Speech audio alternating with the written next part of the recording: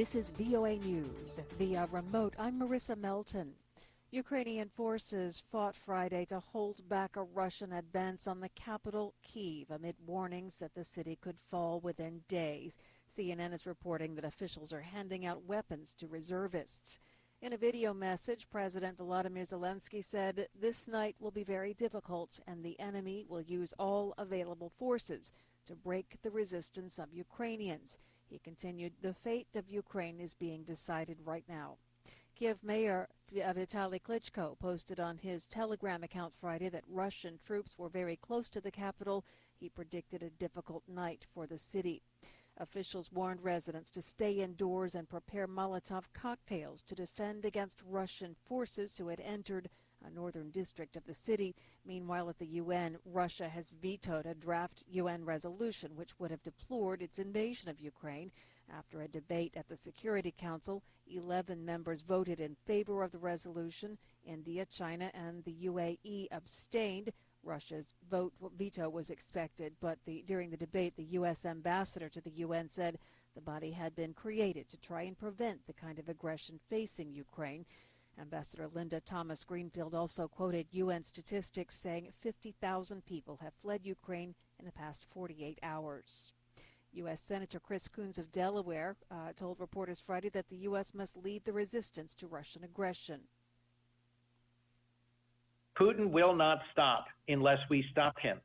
And only President Biden and the United States strongly defending NATO and every inch of NATO will prevent Putin from rolling further on from Ukraine into other countries. He said he would support an emergency supplemental fund of $10 billion to meet Ukraine's national security and humanitarian needs. This is VOA News. UN aid agencies said Friday that fuel, cash, and medical supplies are running low in parts of Ukraine after Russia's invasion, which could drive up to 5 million people to flee abroad. A UN refugee spokesperson said at least 100,000 people are uprooted inside Ukraine after fleeing their homes since Russia launched its invasion on Thursday.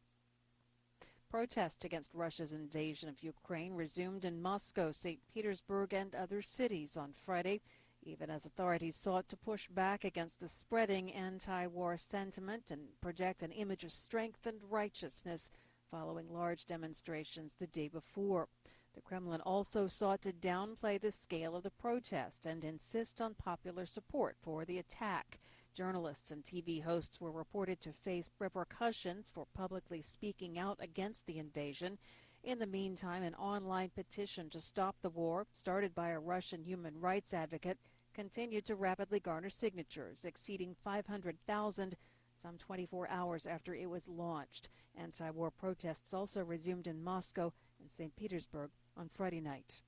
Iranian news agencies quoted Iran's nuclear chief as saying Friday that Iran will continue to enrich uranium to 20% purity even after sanctions on it are lifted and a 2015 nuclear deal with world powers is revived. The 2015 deal restricts the purity to which Iran can enrich uranium to 3.67%. That's far below the roughly 90% that is weapons grade, or the 20% that Iran reached before the deal. Iran is now enriching to various levels, the highest being around 60%. A new study says Hong Kong's fifth wave of coronavirus could see thousands of deaths. Slammed by the city's fifth wave of COVID-19, Hong Kong is facing its worst health period since the pandemic began 2 years ago. It has forced the city's government to implement strict measures, including compulsory tests for all Hong Kong residents. February has seen thousands of new cases, mostly from the Omicron variant. A new daily high of 10,010 infections was recorded on Friday. A study by the University of Hong Kong considers the potential outcomes from the current wave of coronavirus cases. One of the worst scenarios outlines that if the hospitals were to be overburdened, by the end of June, Hong Kong could see 7,000 COVID-related deaths. It also states, however, that deaths could be half that number at approximately 3,200 by mid-May if health measures work. Via remote, I'm Marissa Melton, VOA News.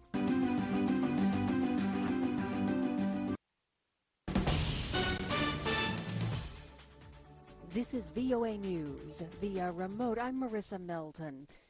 Explosions are lighting up the sky over Kyiv tonight as the Russian assault on Ukraine concludes a third day or continues into a fourth. After a day of pitched battles around the city, Ukraine still seems to have control of its capital. President Volodymyr Zelensky is still posting videos calling on his countrymen to defend their territory. U.S. officials say most of the more than 150,000 Russian troops who had massed on Ukraine's borders are now inside the country fighting to take control of the former Soviet republic. Residents of Kyiv are subject to an overnight curfew. Many are spending their nights in subway tunnels for safety. Air raid sirens went off and the sky glowed red Saturday night as fighting continued after dark. Ukraine's health minister said 198 Ukrainians have been killed in the fighting. More than 1,000 have been wounded. And President Volodymyr Zelensky posted another video Saturday evening vowing to keep fighting. AP's Ben Thomas has more. In another video message, President Volodymyr Zelensky reiterated his openness to talks with Russia, welcoming an offer from the leaders of Turkey and Azerbaijan to organize diplomatic efforts. That came a day after Zelensky offered to negotiate a key Russian demand, abandoning ambitions of joining NATO. Zelensky concluded his message with a reassuring but determined tone, saying, "We will keep fighting as long as necessary to free our country. If children are born in shelters, the enemy has no chances in this patriotic war."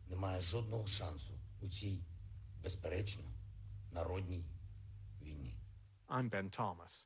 You're listening to VOA News.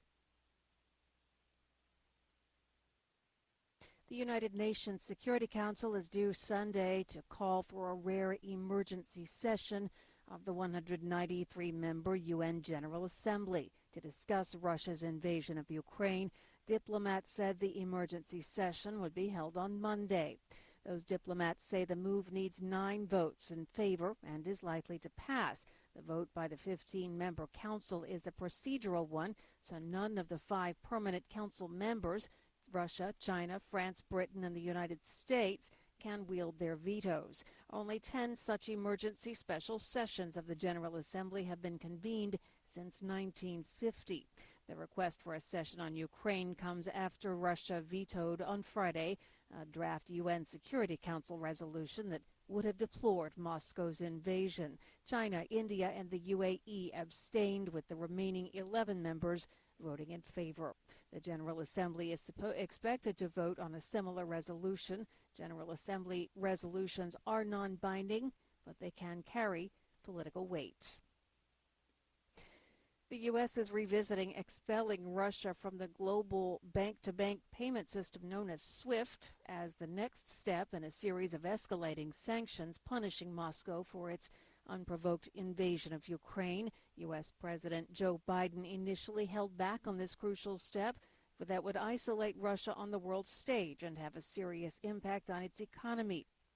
He held back due to concerns of European allies. But those concerns appeared to be eroding on Saturday as Russian forces moved to encircle the Ukrainian capital. Ukraine has lobbied for a swift ban on Russia, but some nations are hesitant still to take that step. U.S. Secretary of State Antony Blinken marked the 8th anniversary of Russia's invasion of Crimea Saturday, saying in a Twitter post that the act amounts to a prior example of disregard for international law and Ukraine's sovereignty. He said the United States stands united with Ukraine. 18 people were reported missing at sea on Saturday when their boat disappeared near the Malaysian holiday island of Langkawi, according to officials. The Coast Guard said the boat, believed to be carrying 14 anglers and 4 crew, went missing some 9.4 nautical miles west of the Baras Basah Island next to Langkawi. Senior Coast Guard official said the boat's owner reported the disappearance this afternoon, which triggered the search. Small boats frequently capsize off Malaysia's western coast due to strong waves and bad weather, and Malaysia's meteorological department warned over the weekend of heavy and continuous rain in the country's northern states. Via remote, I'm Marissa